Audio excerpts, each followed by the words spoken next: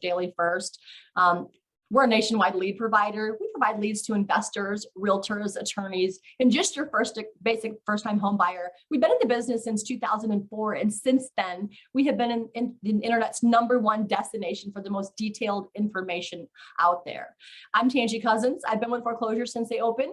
I've helped many investors, realtors, and attorneys, teaching the different types of leads that we offer and teaching the marketing do's and don'ts and things like that. My email's on the bottom if you'd like to contact us after the webinar. If you have any lingering questions that you didn't get answered, I'm also going to be sharing Phillip's information in the end as well. We do have a lot of bonuses we're going to be offering in the end, so make sure you guys stay on for the entire webinar, okay? So here's how we are different. All of our leads have real estate attached. It's important that you understand that. A lot of companies out there, in fact, most companies out there, I've not found one yet that has real estate attached. Like 300 people will file probate in 1 week, or maybe divorce in 1 week, and maybe only 15 will have property. We're going to give you all just the 15 that have property. Other companies are going to give you all 300. That's a really big problem. Nobody wants to market to 300 people if you only needed to market to, let's say, 15.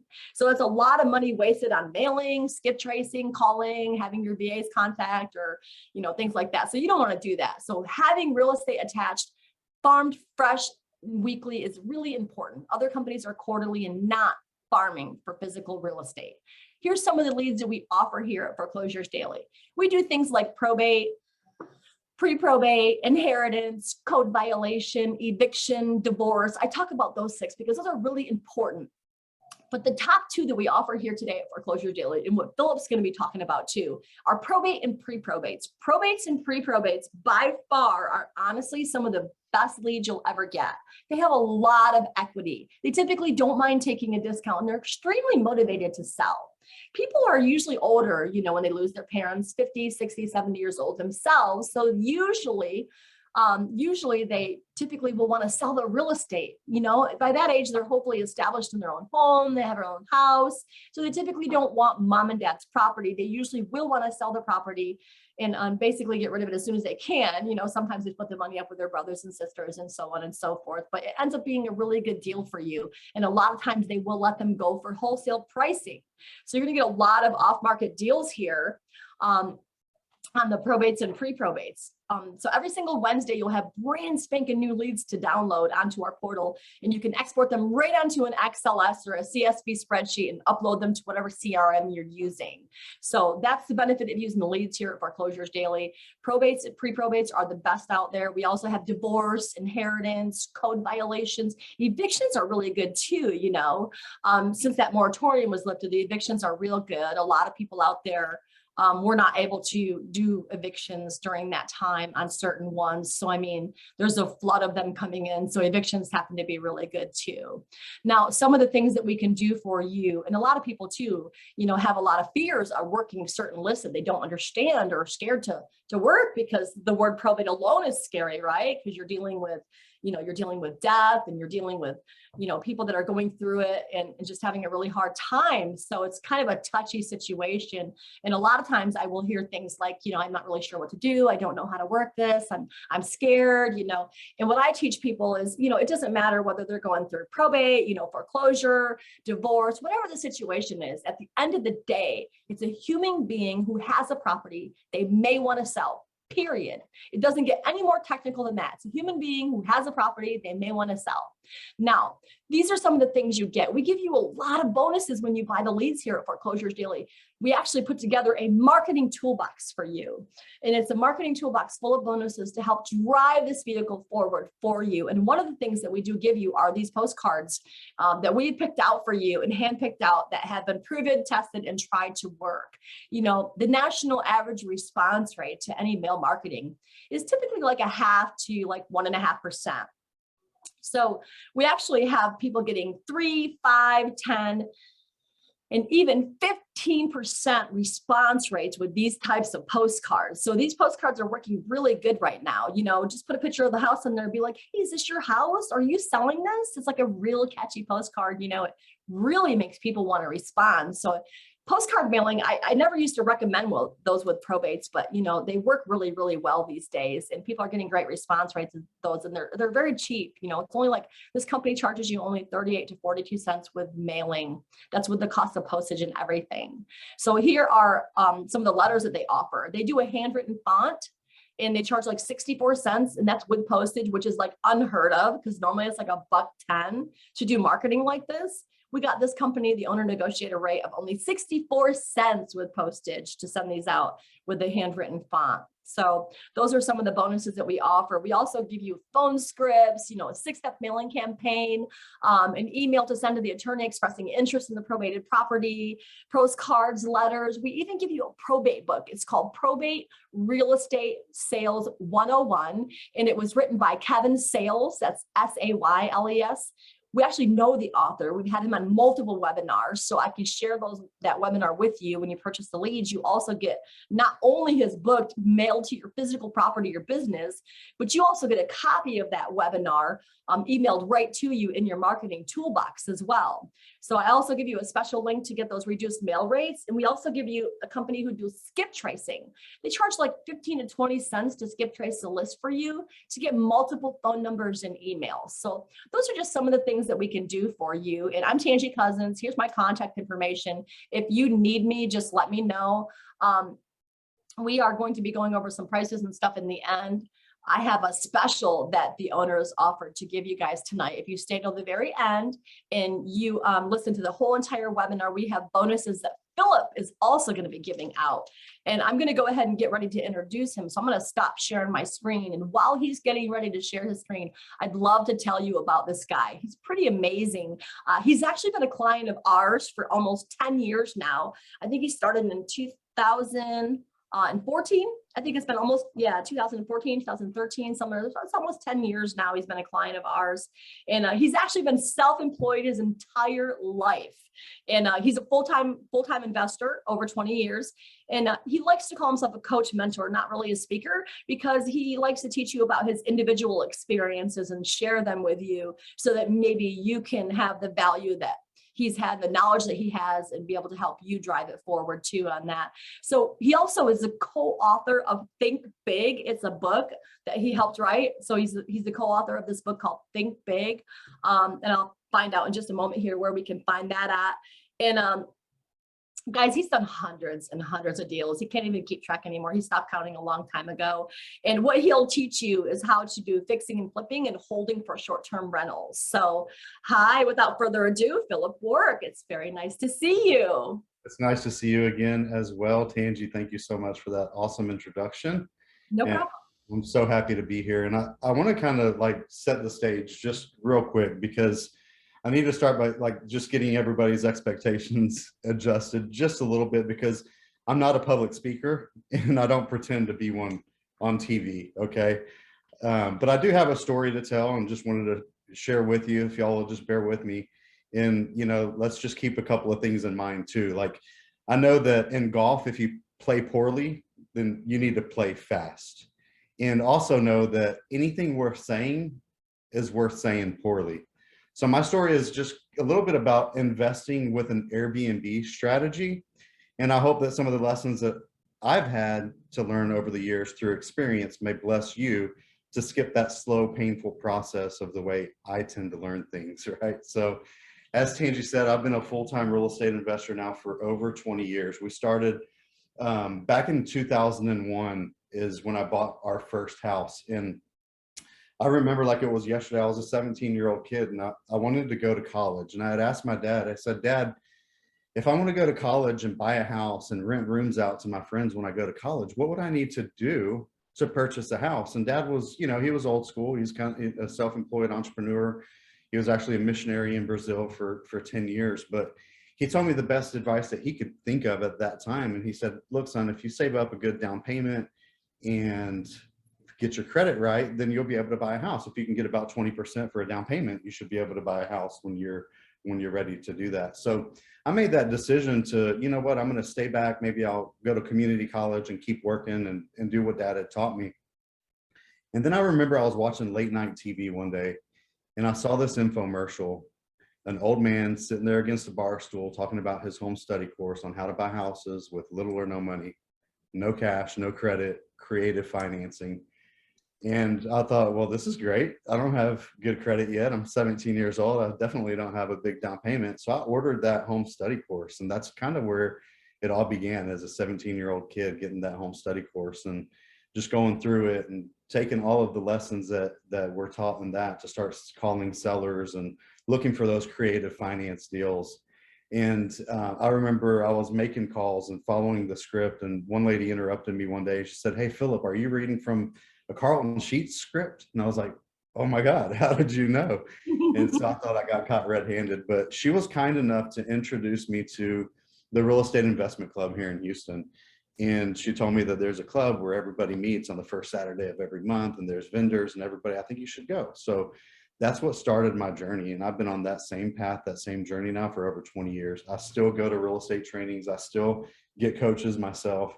Even though I am a coach, I'm still always learning from people that are ahead of me and above, what I'm doing. And so 1997, so I was 17 years old. That's when I ordered that course. I did manage to flip a little trailer house that was a mobile home in the trailer park by the office. But we ended up buying, and I just kind of thought of this before you introduced me, Tangi. The first house that my wife Lindsey and I bought when we were 21 years old was actually an inherited property. It was a probate deal. And so the first deal, and then I'm also going to share a little bit later about the most recent deal. And we're blessed to have a closing yesterday and today. And those were both inherited or probate properties as well. So really, really cool. Probates are hands down my favorite marketing technique, the favorite list of houses, that I've used over the years. And like you said, most people that are inheriting a property, they're already a little bit up in age. They're inheriting a house that their parents had, for example, and it may have been 20, 30, 40 years since the house has been updated, right? So it makes sense for them to sell below market because the house needs to be updated. Also, they're usually, up in age. They already have their own home. They don't need the property, and they're needing to split that inheritance. The only way for them to split the inheritance is to sell the house as well. Yeah. So that's pretty cool. Always like to do the probate deals as well. Yeah, so you've been dealing with Angela for almost like 10 years now. She's fantastic. Yeah. Very knowledgeable. I've been a client since 2014, I believe, is what we've found looking through the old records and ongoing. I love how the list comes out every week, and then we have a mailing service that does the mailings every week for us and continues mailing those as well. Well, thank you for sharing with us tonight. We really appreciate that. Now, I know that you said that you've been using the list for 10 years now. You have been self-employed your whole entire life. I mean, when you started out, what did you start off doing? Yeah, so like I said, my parents were missionaries. So I grew up in Brazil. The first 10 years of my life, we lived in Brazil. And when we came off of the mission field, my dad ended up starting a business, a sign company, with another member of the church. And what ended up happening is I moved here. I was like in 5th grade, and I was real insecure, couldn't play sports. So I chose to go to work with dad. So I grew up working with dad through the sign business and learning all these entrepreneur things, from there. And then my dad actually ended up with pancreatic cancer when I was 20 years old in the year 2000. And, he passed away. He was diagnosed in January and passed away in April, just out of nowhere. He never drank, never smoked. He was, first time I ever heard him cuss was at my brother for acting up or something. But, so I ended up growing up in that entrepreneur mindset, working for dad. And shortly after he passed away, I was blessed with the opportunity to purchase the business from my mom. And so that was like in 2000, 2001. Mind you, the whole time I'm trying to do the real estate thing on the side and learn the real estate thing, dabbling in real estate. The first 2 years, we did a couple of deals per year until we went full-time in December of 2003, which means that I sold the sign business. I sold that company that I had taken over in 2003 to do real estate full-time. Well, thanks for explaining that. I really appreciate it. I'm probably gonna let you talk for a few minutes, but I know you want to kind of do an open interaction. So if somebody could raise their hand, I want to see if you're able to see a raised hand and actually answer a raised hand. Kelly, Angela, anybody? on the webinar. Could you hit the raise hand? We'd like to check it out and see if Philip's able to interact that way with you guys. All right, we got some raised hands here. It says 3 participants have raised their hand. Do you see them, Philip? I do not see the raised hands. Okay, so you can't see the raised hands. So, but what we can do, guys, is we can use the Q&A. Go ahead and just type in the word yes on Q&A. Philip, let me know if you're able to unmute anybody when they do that. I can see Kelly said yes. Kelly, Okay. Janice is saying yes. All right. If I hit answer live, let's see. Okay, Kelly, can you actually talk? No, that's just basically answering the question live. Okay, so what we're going to do is I'm going to let you talk for just, whenever you're ready. Go ahead and let me know when you're ready to open it up, and I'll come back on and I'll unmute anybody who wants to talk. Okay, does that sound fair? Yeah, that sounds great. Yeah, that sounds Thanks perfect. a lot, guys. I'm going to stop my video and let you have the floor for a little bit. Thank you. Perfect. Yeah, so a lot of people, when they start off investing in real estate, they think, buy, fix, and flip is the way to do things, or it's going to be a method of buy and hold with rental properties. We're all trying to achieve this goal of financial freedom, right? So people want to, a lot of times when I get applications from my coaching students and people that want coaching from me, one of the questions that they answer is like, how much money do you want to make in the next 12 months? And how much money do you want to make in the next 24 months or the next 60 months? And those numbers are always huge, right? They're always like, replace my income. It might be 10,000 a month. It might be 20,000 a month.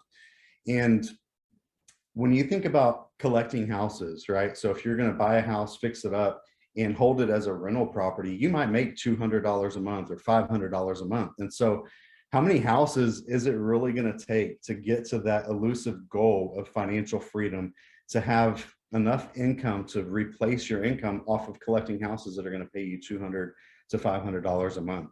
It's going to take 30 houses, maybe 50 houses. And then that seems like very overwhelming. My goal is to create financial freedom from actually buying houses, holding them as rentals on short-term rental as Airbnb. And then after I've owned that property for a year, then I can actually sell the property, or I can decide to keep it. If it's a really, really good Airbnb that's doing, $500 or $1,000 a month, I might keep that property. But if it's just subpar and I'm ready to actually cash out, then I have the opportunity at that moment to actually sell the property. And one of the benefits of selling a house that's on Airbnb, in my opinion, is that the house is always ready to show. It's going to be completely renovated, fully furnished. It's going to show well. During the Airbnb process, we actually get to maintain the property and not have all of the deferred maintenance that we've ran into over the years by having a house that's rented by a long-term tenant. That's one of the big things that we've run into a lot of times, where we have a house rented and we don't see it for a year or 2 years. And, we get the house back and it's trashed, and there's poo-poo, pee-pee, crayons, Kool-Aid, and all these things that we have to fix up again. So think about that. If you have all of these houses giving you all this cash flow, and then you get one back and you have to now invest another 5, 10, 15,000 fixing it up again to get it rent ready again. Well, there went all your cash flow for the next month or two, right? So the way I like to do it, and the way I've been setting up my business, is by setting them up as an Airbnb, fully furnished, getting really good rent, maintaining the property during that time. And then when we're ready to exit, that we can sell the house and pull down that profit. And hopefully that makes sense to you guys. So Tangi, do you have, anybody else have any kind of questions? Let's see. I don't see any hands raised.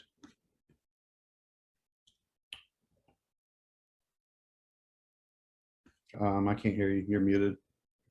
Oh, there you go. Oh, I still can't hear you. You Hopefully can't hear me? Oh, now I can. Yeah. Okay. Yeah, I was going to say I was talking. Okay. So a couple of questions, you've been doing this for so long. When you started out doing this, did you answer your own calls? Did you do everything yourself, or did you immediately start delegating? Yeah. So everybody starts in a different place, right? So some people might have more time than they have money, right? So if you have more time than money, then you're going to want to do all of those outbound calls yourself. You're going to want to take the calls live yourself. If you're in a position where you have more money than time, then definitely you want to set up systems and processes and, a live answering service, or have outbound calls being made for you as well. And so, most people starting out, that don't have money, they're going to do the calls and outbound calls themselves. But I do use a service called Pat Live that answers my calls live for us. You know, it's funny because like I've been doing this for 20 years. And when we started out with Pat Live too. We've used them multiple times. They're really good. You know, a lot of people have different ones out there that they like, but Pat Live worked really well for us back then when we used it. And it sounds like it's working really well for you. Now, what about like text message services? A lot of people really like to know what the speakers and coach, I know you don't like speaker, but what the coaches are using. Like, what do you use for SMS and stuff like that? So I use an all-in-one software called Freedom Soft, which is a software that you can do literally everything. You can have your websites built on there. You can have phone numbers, domain names. You can do outbound text messaging. What I love about Freedom Soft too is it keeps all your leads in one place, right? So once we get a list from you, we can actually upload it into Freedom Soft and then do a skip trace straight from Freedom Soft, and it saves all of the information right there inside of the CRM program. So everything follows that lead. And then I can also set up a phone number, right? So I can have a specific phone number tied to my probate campaign. So that way, every time a call comes in, I'll know and be able to track how many calls are coming off of the probate campaign.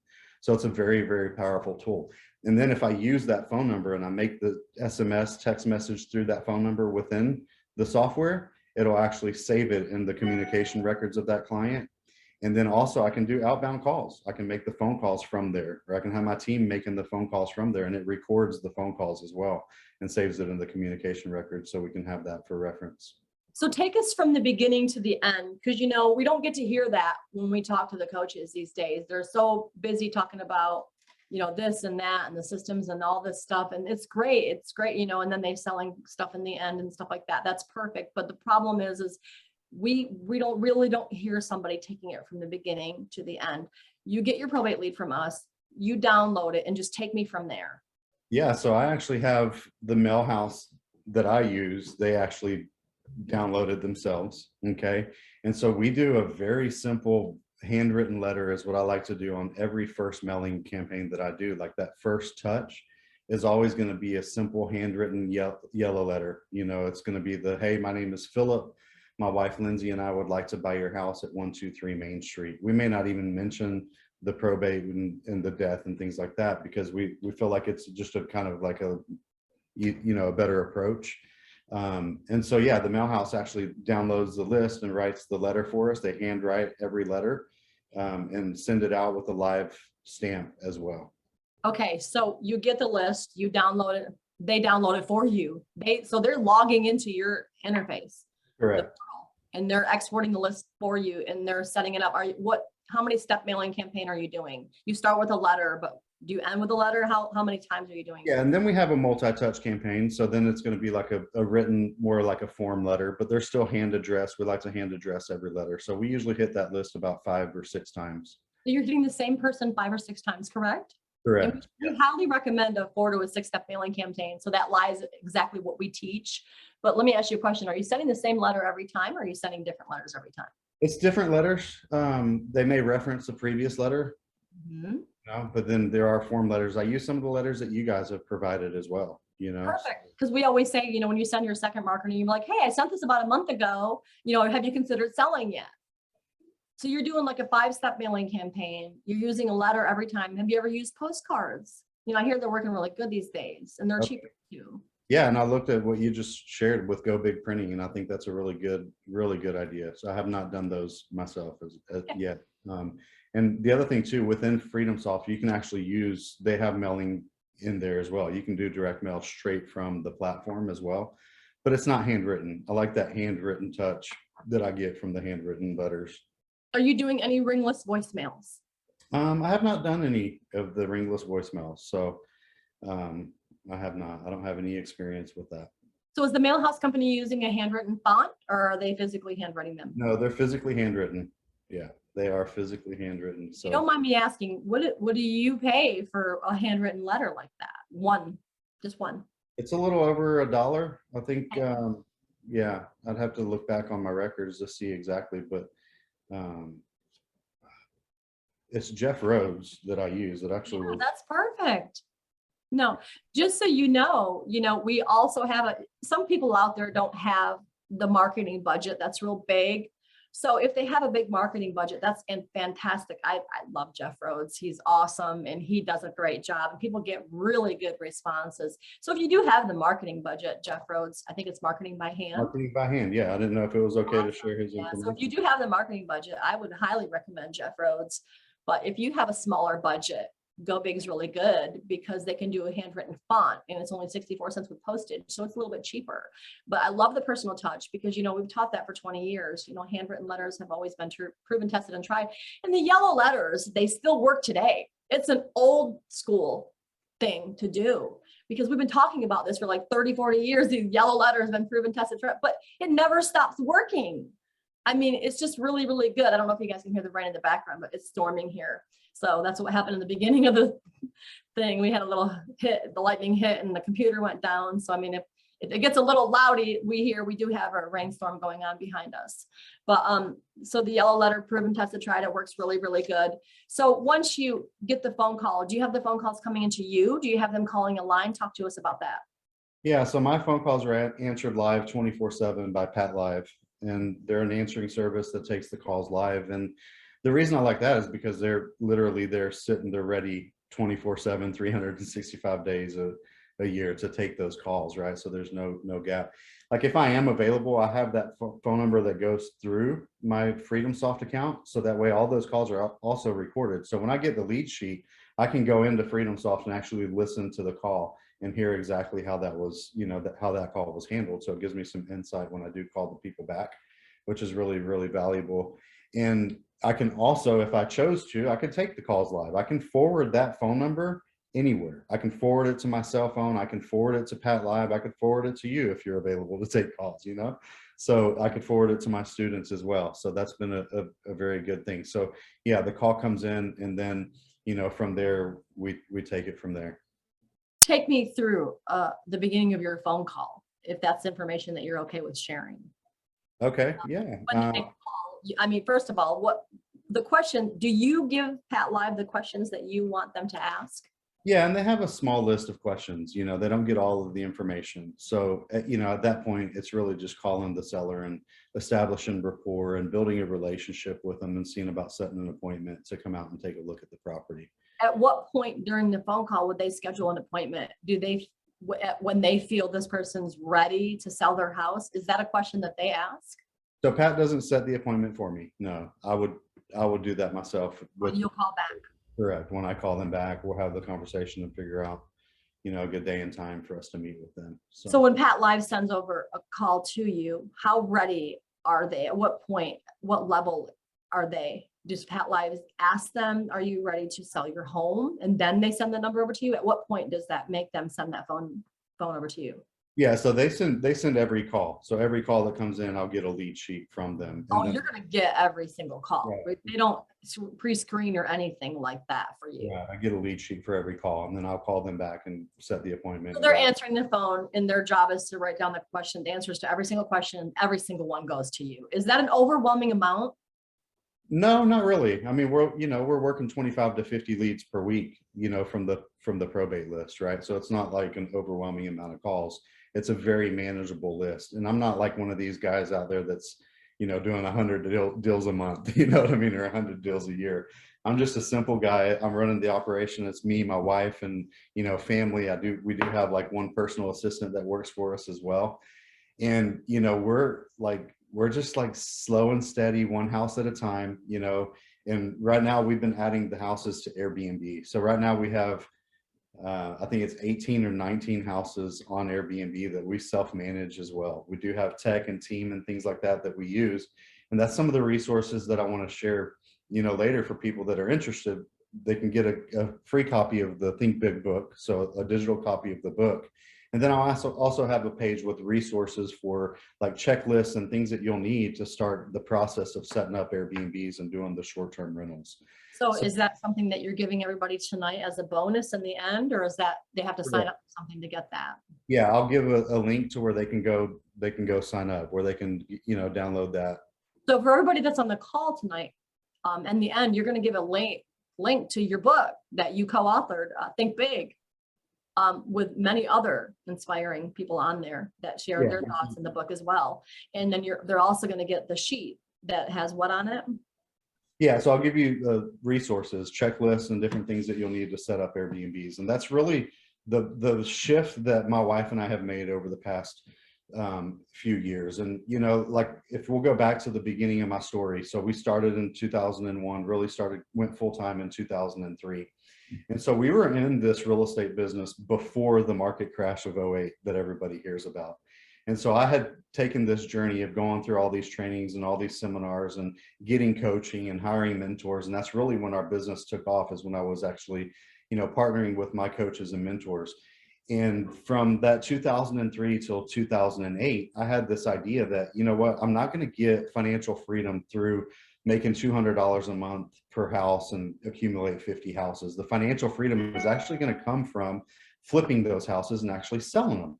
So we built a pipeline of homes where we were buying the house, fixing them up, and we were doing all of the different types of deals, anything from the short sales to owner finance to creative financing, subject to every type of deal that you could think of. And so from that time of 2003 until 2008, we had 57 houses on our books.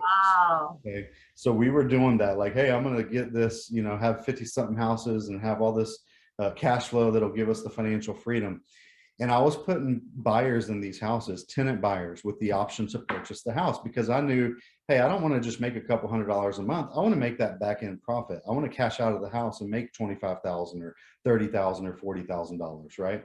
So I was using tenant buyers as my holding. Like, I'm going to buy the house, fix it, put a tenant buyer in it, help them fix their credit, help them get in a position to where they can actually purchase the house from me. And a year or 2 years down the road, they would buy the house from me. So my goal was, I'm going to create this pipeline, and in a year or 2 years, we'll have our tenant buyers cashing us out once a week, you know, twice a month. And so I kind of had this whole pipeline built. But as we all know, what happened in 2008? The market crashed, right?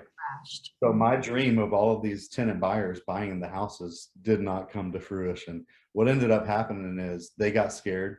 I started getting houses back, one house at a time, instead of one cash out at a time.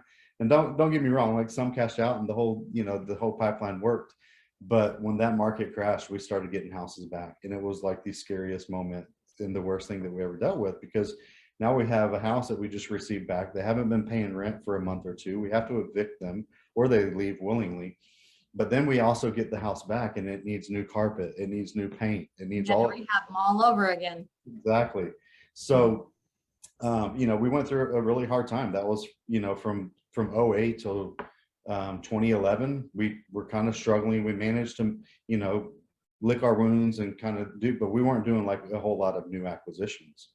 And, you know, after that whole sting, we were kind of like scared of buying new houses, and we just managed the properties that we managed to keep, and just kind of, you know, slowly got back into the game as things kind of settled. And then, if you remember, and I don't know if you're around back then, but all of those gurus that I was learning from and going all over the country to learn from, they disappeared. In 2011, it's like there was nobody teaching this stuff that I could remember, you know. But I agree, because we used to have speakers all over the place for Foreclosures Daily doing some training services and stuff to help people. And when the economy crashed, it took a lot out of people. You know, a lot of companies didn't make it through that crash. We did, thank God, you know, but a lot of people did not. And you're right, everybody was scarce for a really long time. And it's weird, because it's like, once you're in the market, you're in the market. Even if you go away for a few years, you always come back. I mean, we had people calling out of the woodwork from 10 years prior, 3 years prior, 4 years prior, being like, okay, I'm ready now, you know. So we have customers coming to us today still that we had 15 years ago, you know. So basically, at what year did you guys start doing Airbnb and short-term rentals? Yeah, that's what I want to talk about, because what happened was, and I think it was like probably 2015, 2016, 2017, they all kind of started coming back on the scene, right? So slowly but surely, I started getting emails from the old gurus that I wasn't getting emails from anymore. And then I remember I kept seeing this, you know, email come across talking about the Airbnb method and doing Airbnbs and making money from doing what they call rental arbitrage. And rental arbitrage, Angie, if you don't know, it's where You basically go out and you find a landlord that wants to rent their property out long-term, and you sign a lease, and then you turn around and put it on Airbnb, right? And so you're going to make the difference between what you're paying in rent and what you bring in as short-term rental. And that strategy sounded great. Here I am, I'm still kind of scared from the '08 crash and everything that I went through. And it's like, man, I can make all this cash flow from properties that I don't even own. Perfect, right? It sounded great. And so we went, and if you know me, like when I'll go all in on it, on everything, right? So I started picking up these houses on rental arbitrage. This was in November of 2017. And we're basically just getting one house at a time, and we were going fast and we were going hard, and it was cool. Like we're making, you know, $500 a month or maybe $1,000 a month per property. And it was like, man, this is great. But then 2020 happened, you know, we all know what happened in 2020. Airbnb told everybody in March of 2020 that was like, had bookings, like, look, you guys, with everything going on, you can cancel your reservations with no penalties, right?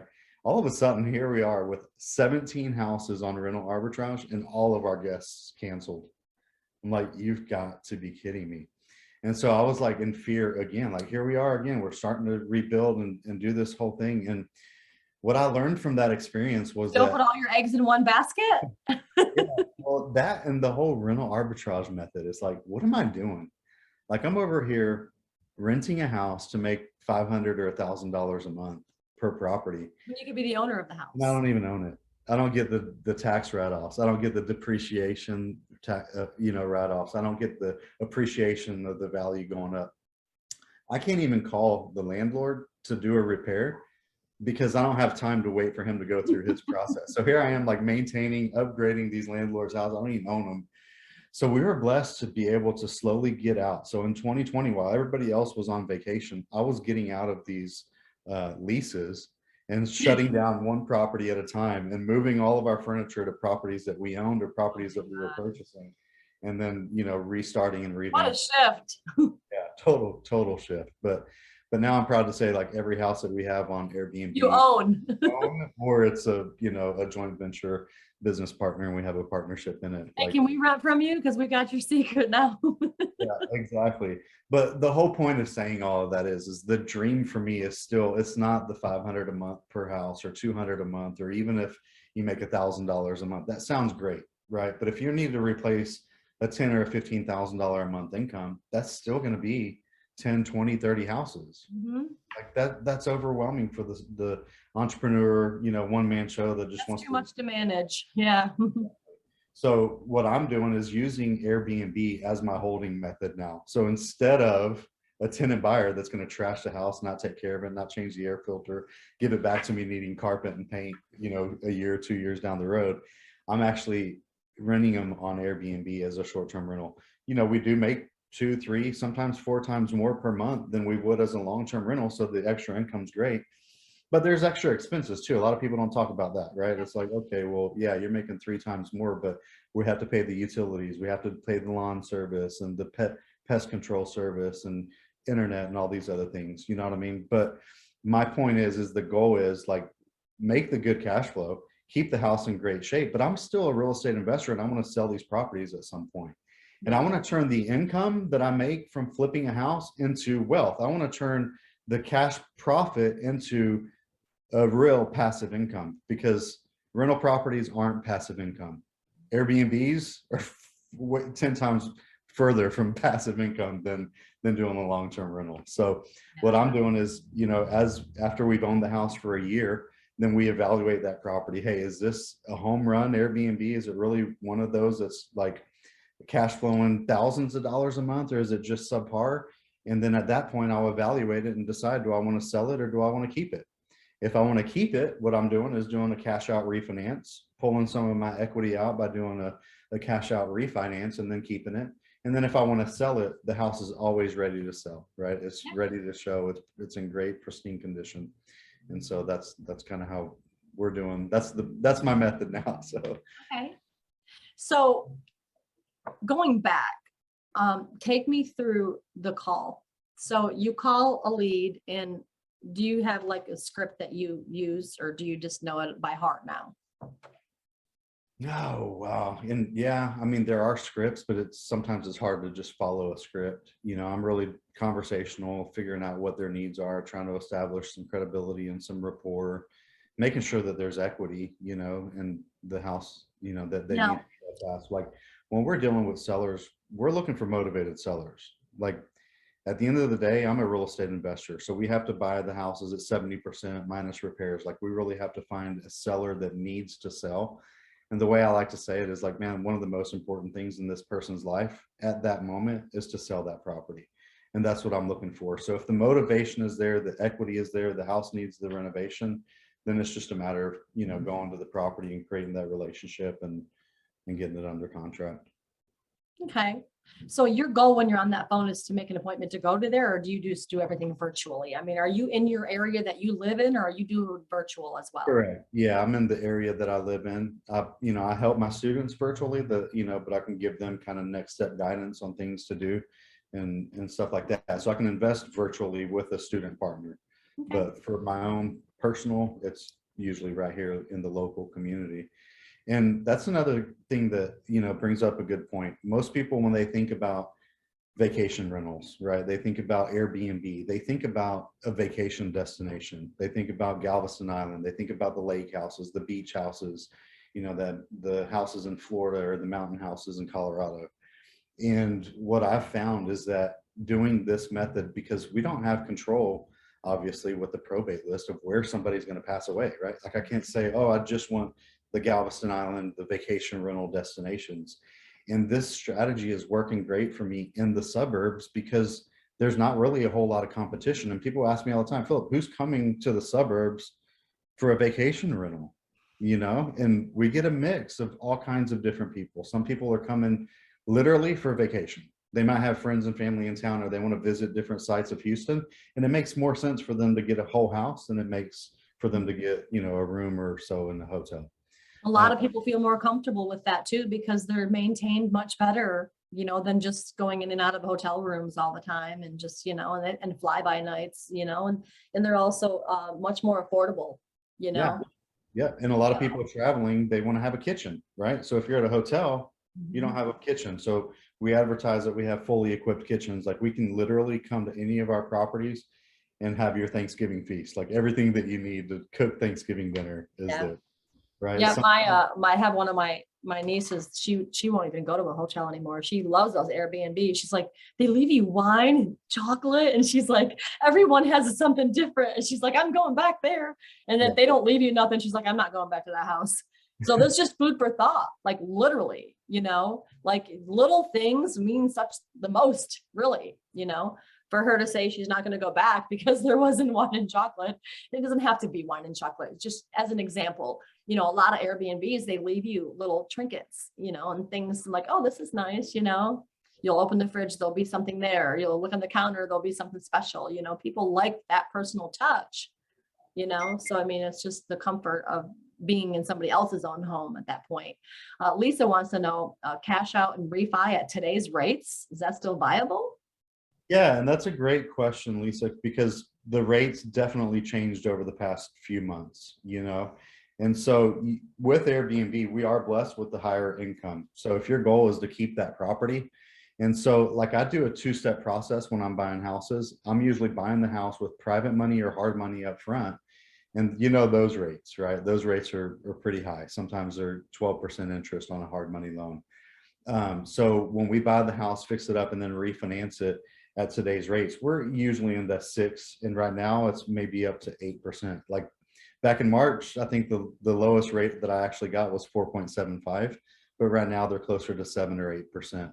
And, there's a lot of different variables because it is credit driven, credit score driven, the loan to value that you get. If you want more money out of it, then that's going to raise your rates as well. But there are options that are still available. And we did see a little bit of a tick down in the rates from a couple of weeks ago. So things are kind of moving in the right direction. But even still, like if you can walk into a bank and get, like a second home loan, then it's going to be different than like if you're a real estate investor with no documentable income and you need what's called a debt service coverage ratio loan, which is basically where the house itself is the collateral for the loan. They don't use your tax returns and things like that. But if you do have W-2 income, then you'll get better rates than somebody that has to use what's called a non-QM lender, a debt service coverage ratio, DSCR is what that's called. And like I said, those rates, I actually have an appointment tomorrow with another lender to look at their rates and terms and things like that. So things are kind of, a little bit higher than normal. But again, with Airbnb, you're doing 3-4 times more on the monthly rent. And my strategy also is going to be like, hey, on those properties in a year and a half from now, I can sell that property and get my big back end cash out profit. Wow, what a great answer. What a plethora of information on that answer. Thank you so much for that. Makes sense. Lisa says it totally makes sense to her. And then Sky says, how do I find out how much equity is in a motivated seller's home? Okay, and that's going to come from doing the after repaired value, right? So what you want to do is you want to look in that market area and look at comparable sales. You want to pull up houses that are fully renovated and fixed up and see how much they're selling for fully fixed up. And then you also want to compare them to houses that are not fully renovated and see what the lower end of the spectrum is. When we're buying a house, if you heard me a minute ago, we're trying to buy the house for 70% of that high end after repaired value minus the renovation cost. Because when you're buying a house with hard money or private money, that's the amount that they'll lend. You might be able to go to 75% sometimes, but in this market, I would caution against that because you want to be very, very conservative to make sure that there's enough equity in the deal for you to be able to fund it with hard money. Okay, so you'll get a loan for 70 to 75% minus the repairs, and they'll hold the repair in escrow. That way you can do the renovations and then bring that house to its full potential, to its full market value. Okay. That's a good strategy. I like that because a lot of people have on there, how to analyze, estimate rehab and repair costs within 5 minutes of walking in the house. And that's a quick method to do that. Sky says it makes sense to her. A lot of people make a lot of mistakes when they're estimating rehab and repair value, and that sours your relationship with your buyer. See, and I look at you as possibly being a cash buyer, Phillip. I don't know why, but I do. Maybe I'm wrong, but if a newbie investor came to you and said, hey, Phillip, I've got a house, I don't want to keep it. I'd like to just wholesale. I mean, I feel like you would buy that house and you would fix it and flip it, right? Or not fix it and flip it, but fix it and turn it into an Airbnb. But a lot of these people these days will make mistakes and kind of sour their relationships with their local investors, such as yourself. And if somebody brings you a deal and says, hey, Phillip, I've got a house, it needs $20,000 of lipstick, and the ARV is going to be this amount. And then you go look at the house and you realize, oh my God, it needs a new roof. It needs a new kitchen. It's a full gut. It's got mold behind the walls. You're going to be mad and not really want to trust that. You immediately aren't going to trust that person. Yeah. So, I mean, if you're estimating your rehab and repair values, you need to be very careful and you need to know what you're doing, because once you sour that relationship with your local investor, you can forget it, because like I say, always, guess who's having breakfast at IHOP on Fridays? Your 3 cash investors from the neighborhood that you want to deal with. So, I mean, you got to be careful, your stuff. Lisa, and I am a cash buyer because here's the thing too, like, and I do, when I coach people, everybody's in a different place, right? So when I started at 17 years old, I didn't have cash, right? So a lot of people that they need to start as an active investor, where you're actually going out there, doing the mailings, buying the probate list, getting those calls coming in, going to the properties and making the offers. Now, if you don't have the funds to actually purchase the house or to get hard money or private money, then your first step is going to be to start by wholesaling. Okay. So you start as a wholesaler and you pass that property on to another investor. So let's say you got that property under contract and you have another investor like me that has the money and the funds to be able to buy, fix and flip, or buy, fix and actually put it on Airbnb and do my strategy. Then you can pass that bargain to them and you can make a quick 5 to 10%, right? So sometimes you might make $10,000, $15,000, $20,000 by just wholesaling it. And what I like to teach people that are getting started, that don't have the cash to start investing themselves, is that start with wholesaling. You can create your whole system with all of your processes and things in place and become a transaction engineer. You're going to get a lot more experience as a wholesaler over doing multiple deals in a year than the guy that says, oh, I'm not going to wholesale because I want to actually buy, fix and flip that house and make the big profit. Right. So what happens when you do, you're going to get a hard money loan or a private money loan. Now you're going to stop all of your marketing. You're going to stop talking to sellers, and you're going to go baby this deal that you just bought. And you're going to buy it, you're going to fix it up, and you're going to flip it. And that whole process is going to take 3 to 6 months and sometimes even longer. So what happens is the whole time that you're doing that renovation and babysitting that deal, you've stopped marketing, right? And now you've only gotten experience from one deal. Maybe you get experience from 2 deals in that year, where if you had been wholesaling, you could have wholesaled a deal a quarter or a deal a month, however many deals that you can get through that year, because it's quick. You get the house under contract, you pass it off to an investor like me, they close, you get your profit, and you can continue leaving your pipeline on. Does that make sense? I like that you said that, because a lot of people, when they get a deal, they'll stop marketing. They're like, oh, I got a house, TNG. I'm gonna be working on that the next 3 months. Call me back and I'll renew in 3 months. I'm like, wait a minute. It took you 3 to 4 months to get started. The last thing you want to do is halt that. The deals, like you said, they're trickling in. It's not like you're gonna get a massive amount. You never get more than 20 to 25 leads a week. The last thing you want to do when you get a deal is stop marketing. It's going to be like starting, it's going to be a vicious cycle that you're never going to get out of. So you're going to stop marketing for 3 months, rehab a house, 6 months later, whatever, sell the house. And now all of a sudden you're marketing again. You have to wait for, you're just going to have to hurry up and wait. You're hurrying up and waiting all the time.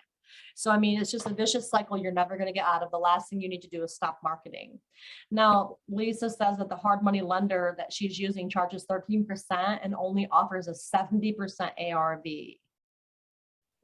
That's correct. Yeah. 70% ARV, 13% interest. Yeah. Yeah. And those are usually interest only payments. And which again, that's the reason to start with wholesaling, right? So if you're an investor, you already have investment capital set aside to actually do a deal and take it to the full deal, then you're in a position to do that, right? Because when you fund it, let's say they fund it at 70% minus repairs, they're also going to hold those repairs in escrow, right? So they're going to hold the money in escrow until you make those renovations.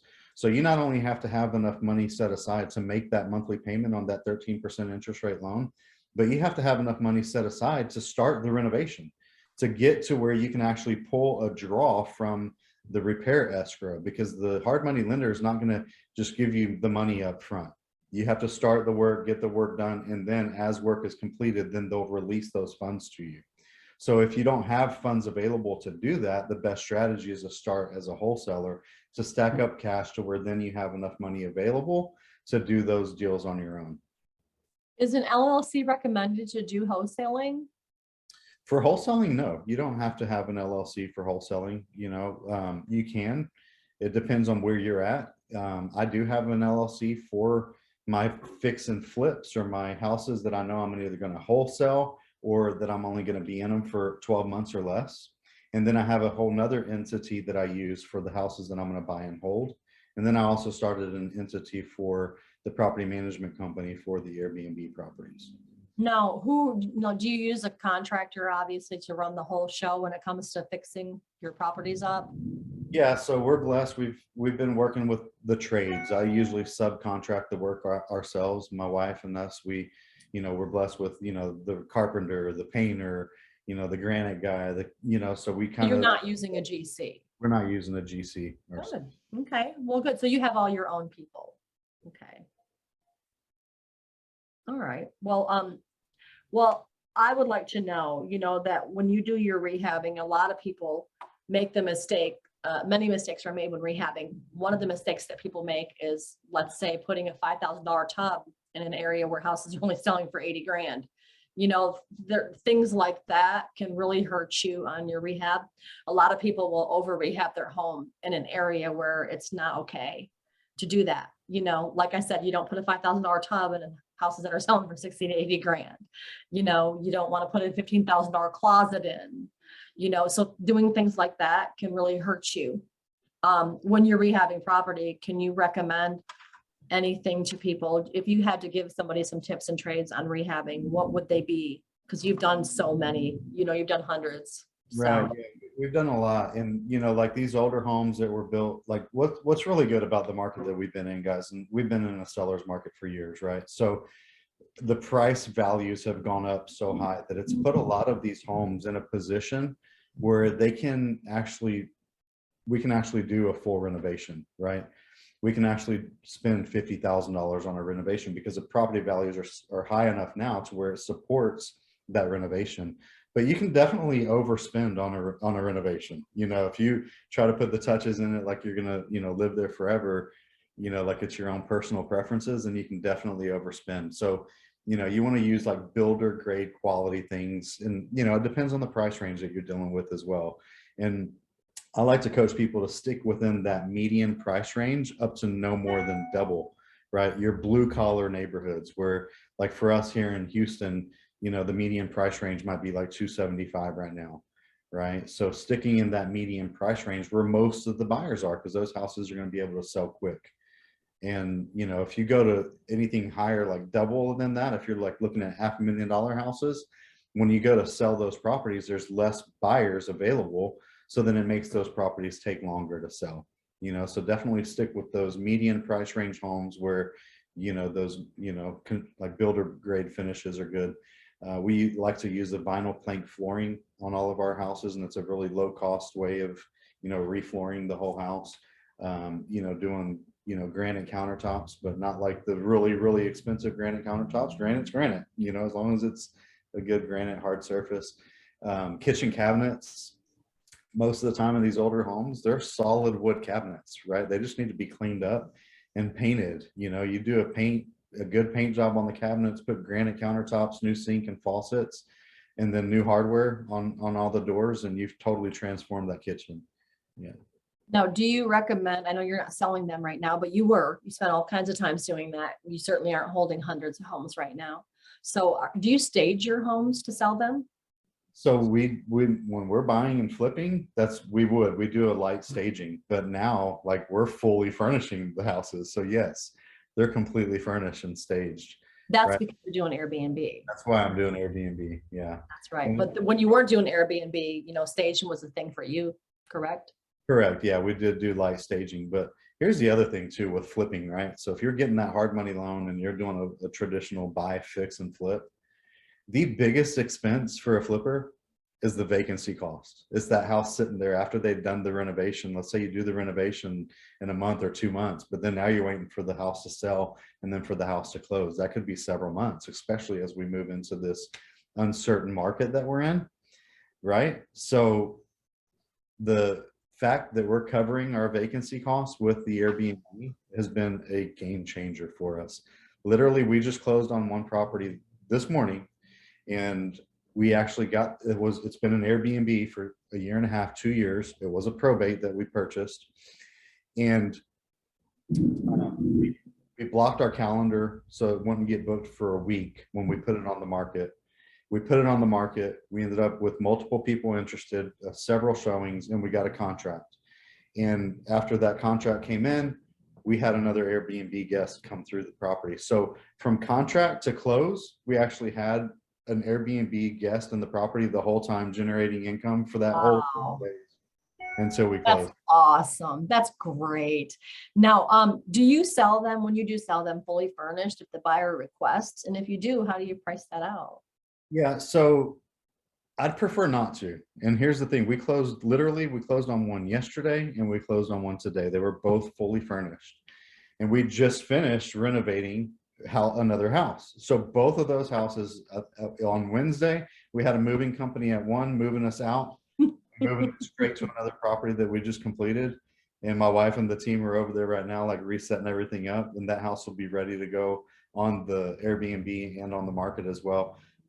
Probably by this weekend. And then the other house that we closed on today, we actually had everything moved yesterday to another property that we'll be setting up, right? So I'll sell them fully furnished. I do have, students, partners that want to actually purchase a fully furnished turnkey Airbnb ready to go.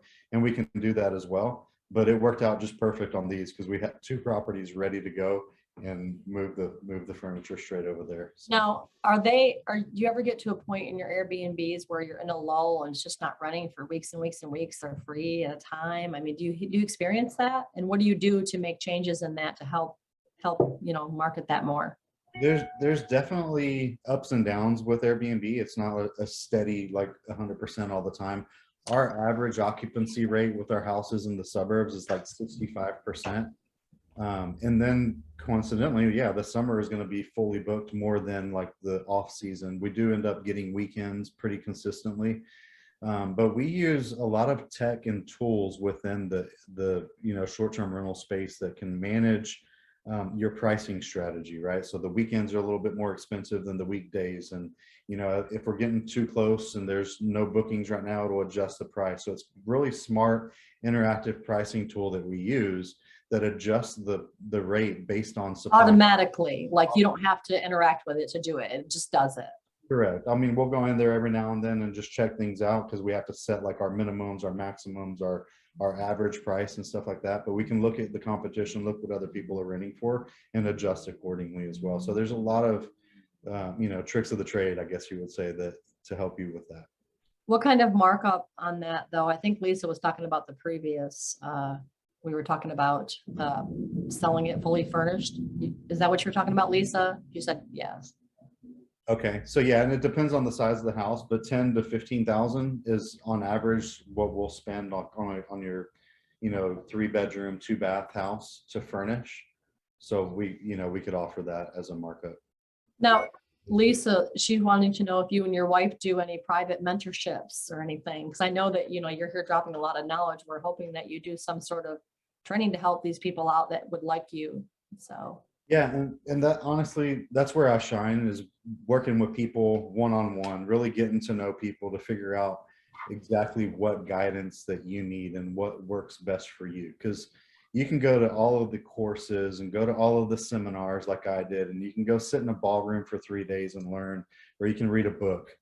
But if you don't have somebody that has experience to really talk to you and know you intimately to figure out what your needs are, it's harder. It takes a lot longer. It took me 4 years from 2017 until 2001 before I bought my first house. Most people getting started, they might not do a deal in their first year because they're, learning. But when you get coaching and you get mentoring from somebody that's been in the business, you enter the business where your coach is at. And some people think like, hey, how much is coaching going to cost? Well, it's not about how much coaching costs. It's about how much it's going to make you and how much faster that you can go with coaching than you could on your own. And I've heard it said before, like I'd rather have 50% of 100 man's efforts than 100% of my own. I am the kind of guy that always goes to learn, always gets coaching, always gets mentoring, and try to figure things out by somebody else's experience so I can get there faster. And that's my job as a coach, is to help you get to where you're trying to go faster and more efficiently. So for Lisa, she's asking you like to walk alongside you a bit, maybe contact you, call you at the office. Is that kind of coaching like you do, or what is your? Yeah, so it depends. I mean, if they're local, then we can, set stuff up like that. But what I'll do is, like, here's the thing. We talked about at the end of the call, giving away a copy of the book, right? And the resources. We can put a link to where they can go download it.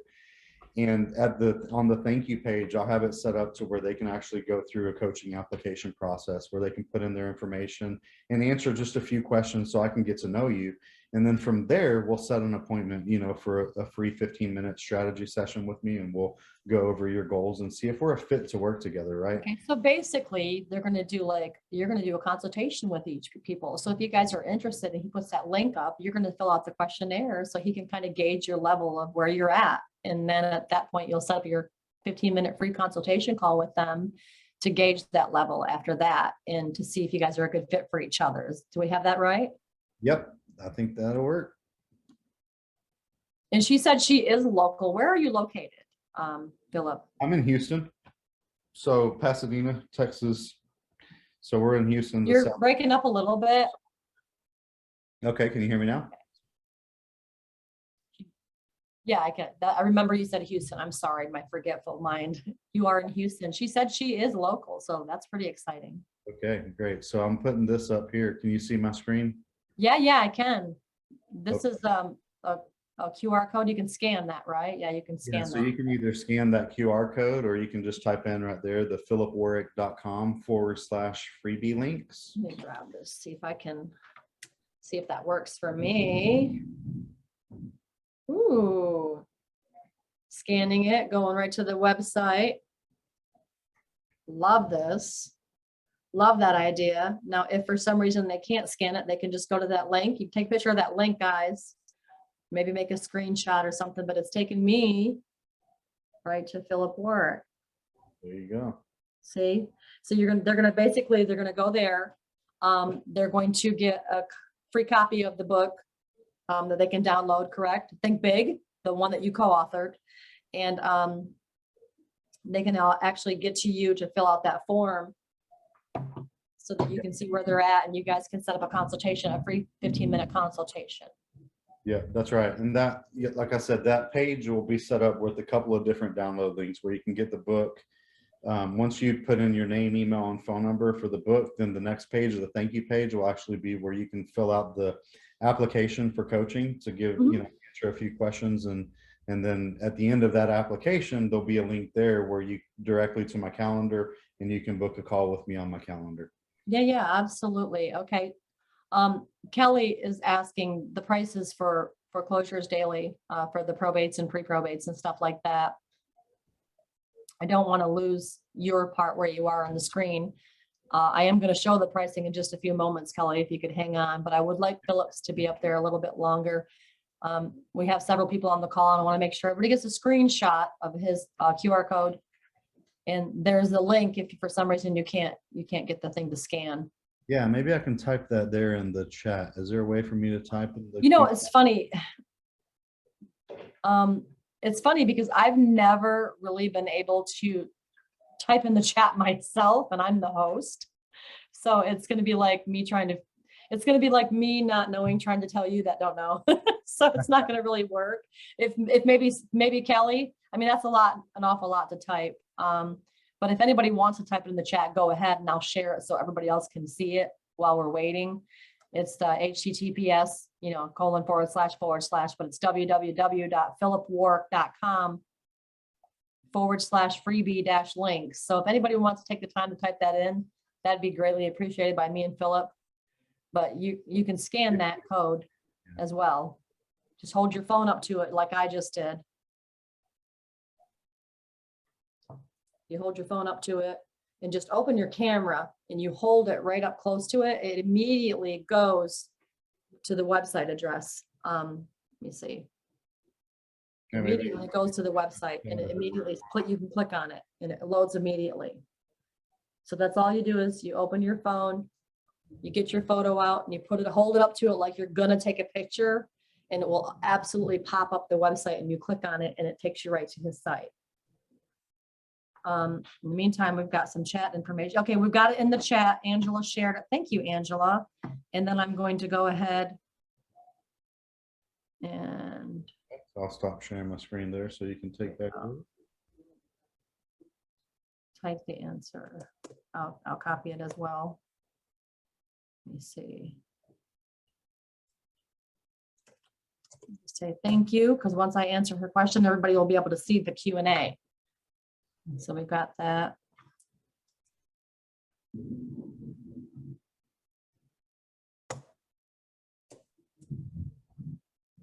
And I'll send that as well. There we go. So that's enough for that. People can see that. And I'm going to share my screen because everybody kind of wants to know the pricing too. And I promised I'd show that in the end. So there's the pricing, guys. Basically, if you're on this webinar and you reach out by Friday, you get a free county. Okay, we usually do buy one county, get one half off. But for anybody that's on this webinar today, by Friday, you're actually going to get a free county, but you do have to buy the 6-month or the year subscription in order to get that county. We want you to make a longer commitment. And I think Phillip will agree, the longer commitment to make, the more successful that you're going to be, because you're working the list longer, stronger, and harder. So it does produce more success in the long run. And it gives your list time to produce and function for you. A lot of people have such a misconception of probate. They think you have to finish the whole process, before you can take ownership of the property. And that's just not true. Most of the time you can purchase almost right away. No lines, no waiting. If there's no PR, all you have to do is file an affidavit of heirship.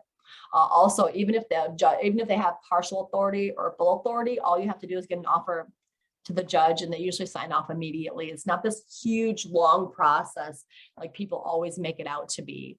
But so basically it's, $9.99 for 26 weeks. You get to pick one list. It's not all these services for this price. You just get to pick one list, one county for this price. It is typically half off for add-ons, but after Friday, it'll be half off for add-ons. So we'll give you a free county if you sign up by Friday, as long as you purchase the 6-month or the year, which is the 26-week or the 52 weeks. And that's one county, one list. So take a screenshot of that, take a picture of that, because I'm going to stop the share because I want Phillip to reshare his code. All right. If you have any questions, you can email me, Tangi at ForeclosuresDaily.com as well. Or if you're working with a representative already, like Angela or Joe, feel free to reach out to them as well. I'm going to stop my share. Phillip, go ahead and reshare your screen because I want that QR code back up there with your link. If there's anything else you want to show too. But guys, this is how you get to Phillip. And the fact that he's offering 15 minutes of his valuable time for you guys for free is amazing. So click on that link. You can't click on it. Take a screenshot of it. It's also in the chat. Take a picture, pull your phone up, hold it up to the code, and it immediately comes up the website address for you to click on. Yeah, there you go. And then if you want, I did have the house that we closed yesterday. I wanted to show you guys if we still have a couple of minutes. I do have some photos here. I just remembered. So can you see that? Yeah, I can see it. I see the house. All right. This is the house, and this this was actually how we got the house back after a tenant was in there for the past 2 years, a little bit less than 2 years. And we were actually doing the lease purchase, the rent to own method. The lady that moved in, it was her and her husband and like 3 or 4 kids, and they were moving from Georgia. She was in a sheriff's outfit, like totally normal, great looking people. And lo and behold, with everything that happened in 2020, they were able to use some of the, free money that was coming in to pay their rent.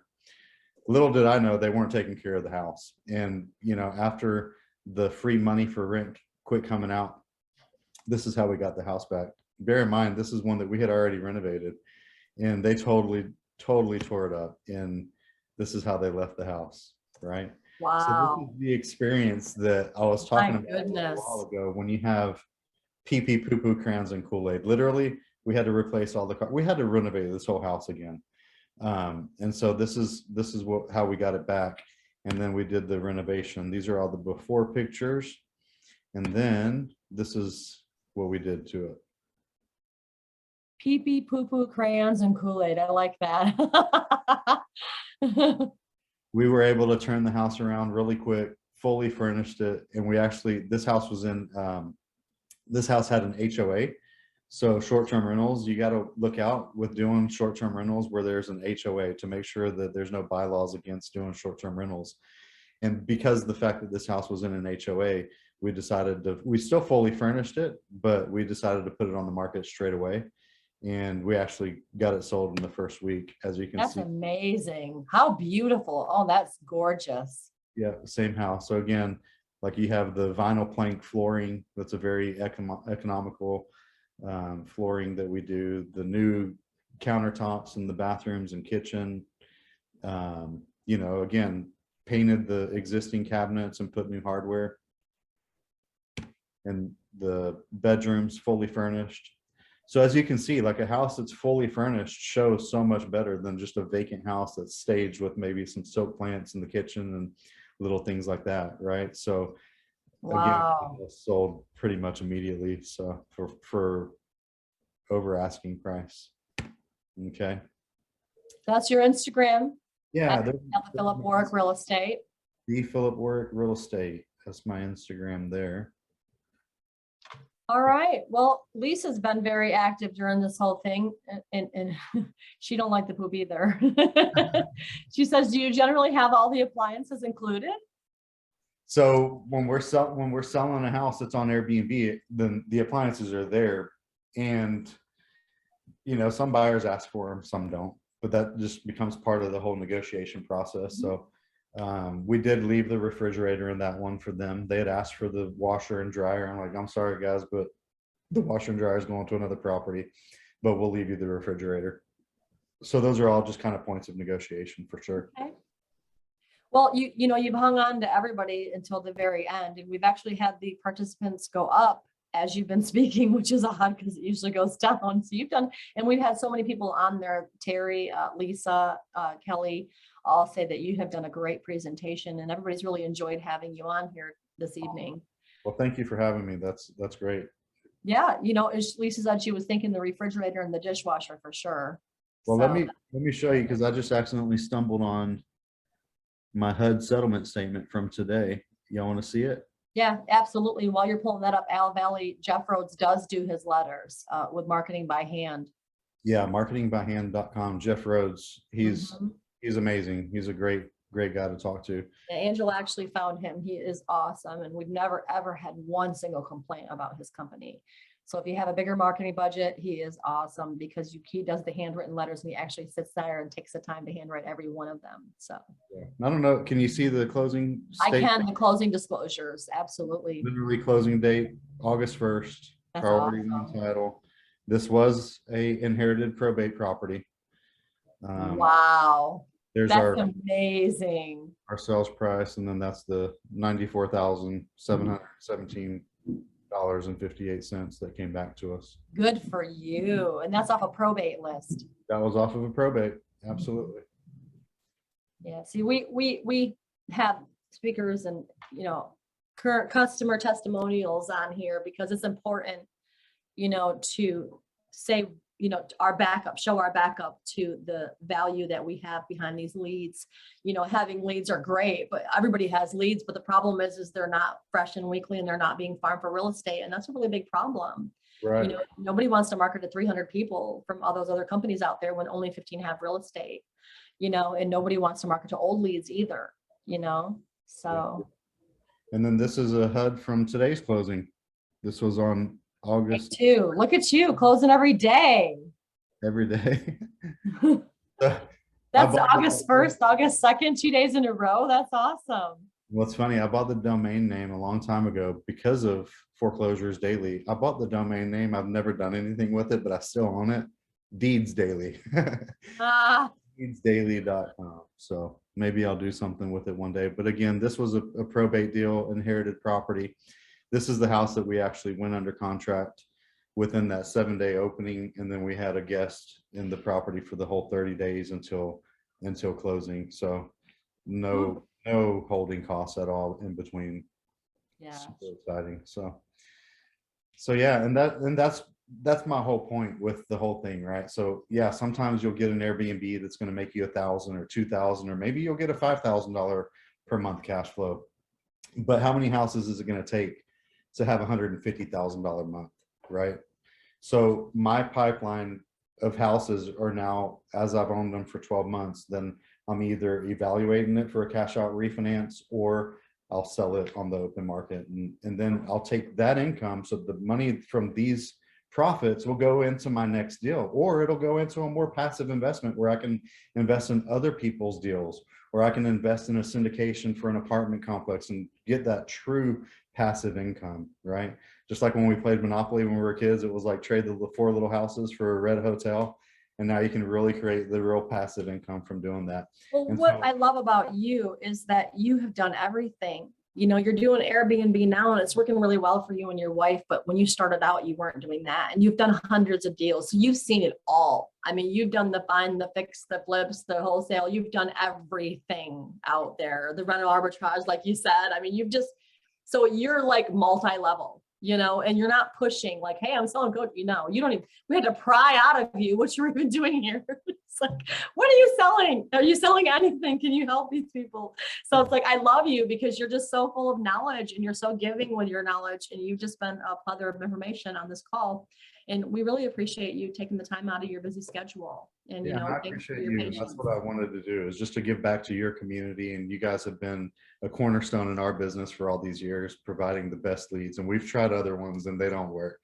we'll get leads and maybe they have more, but then there's no real estate attached. You know what I mean? So it's been hands down the best quality leads. There's other lead sources of yours that I've had success with as well. And I think based on the market that we're going into, one of the big ones is the distressed seller list, people that are behind on payments, and finding these people that really need help. They're in a pre-foreclosure situation or they're behind on payments, where we can do a lot of the creative financing. Some of the best deals that I've done over the years have been houses with mortgages where we can take over those payments. And those come from, your distressed seller list for us. Yeah. So. Well, and everything that happened, we're not even recommending like the foreclosures on a huge level right now. And to be honest with you, we thought when the things were lifted, there was just going to be this really big foreclosure boom. And I got to be honest with you, Phillip, it didn't happen. In fact, the banks are totally working with everybody. They don't want to get stuck with all these houses. So, if somebody calls me today and wants foreclosures, I'm like, look, I'm just going to be honest with you. And I'd much rather you work a list that I feel is going to produce very well for you right now. And foreclosures is not it.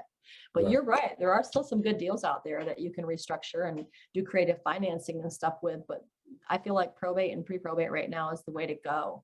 Not Absolutely. A lot of people are working it. The competition is very minimal. A lot of people are very ignorant to probate. It's not a bad thing. It means that they just don't understand.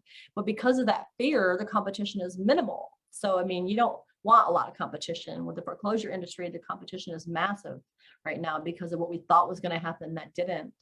And hey, we got to get off here in just a few moments. But Lisa says, how do you think the economy will affect the housing market now, to be honest with you, since, we're headed, the recession that we're headed into. So, what do you think is going to happen? Yeah. And like the whole strategy with having Airbnb as your holding strategy, like I talked about earlier, my biggest expense over the years has been vacancy costs. And now I don't have to worry about the vacancy costs. So if I'm into this deal with permanent financing that I don't have to sell, I can hold on to it as long as it's getting booked on Airbnb and still bringing in income. Even if it's break even, even if I'm not making $500 a month or $1,000 a month, I don't care. I don't care. You're monopoly and somebody else is paying for it. Correct. So as long as it's covering its holding costs, if the market kind of softens up a little bit and we move into a normal market, which is like 3 to 6 months to sell a house, that's okay, because during that time, I'm covering my holding costs with the Airbnb rental income. Okay.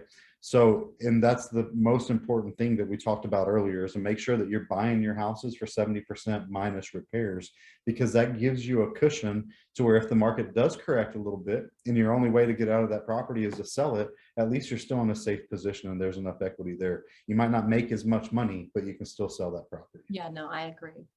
Well, we're going to go ahead and in closing, again, we thank you for everything that you've done. And guys, if you have any lingering questions, you can also, you can email me, you can reach out to Phillip. He's sent you the code. We've also put the code in chat. It's been up multiple times. If you need him and you can't get to him, just reach out to me. I'll reach out to Angela and Angela will reach out to Phillip. Okay. You'll have a replay as well? The replay will be available on YouTube tomorrow. And you just go to YouTube and subscribe to Foreclosures Daily channel, and we'll have that available live tomorrow. There you go. And then they can use my code too. I think Angela mentioned something about PW 2000. Yep, absolutely. All of that. So guys, I appreciate your time. Thank you so much for having me on. It's been really fun. I hope I gave some value to everybody here and that y'all learned a lot, but most important, just to inspire you guys to take action. You've got the best resource in the industry for leads right here with Tangi and Foreclosures Daily. And what I like to tell my students all the time, like if you're willing to pay for leads, you're going to eliminate a lot of the competition, because most people getting started, they go to all the free resources or the cheaper resources, but the people that are willing to pay for the good quality leads are the ones that are going to beat the competition. So, can they get probates on the courthouse? Of course, but who wants to go through 300 people and see if they own real estate? To boil it down to the ridiculousness, let's start with Jane Smith. How many Jane Smiths are in Houston? Oh my God. Could you imagine trying to go through every Jane Smith to find out which one owns real estate? It's ridiculous. You want to delegate your minimum wage duties to other people, so that you can spend your money making money. So spend your time making money, right? Rather than spend your time trying to do your own research. And if you are wanting to be a researcher, we could pay you. So, thanks a lot, Phillip. You have yourself a great evening. We'll talk soon. All right. Thanks, everybody. Make it a great day. Bye.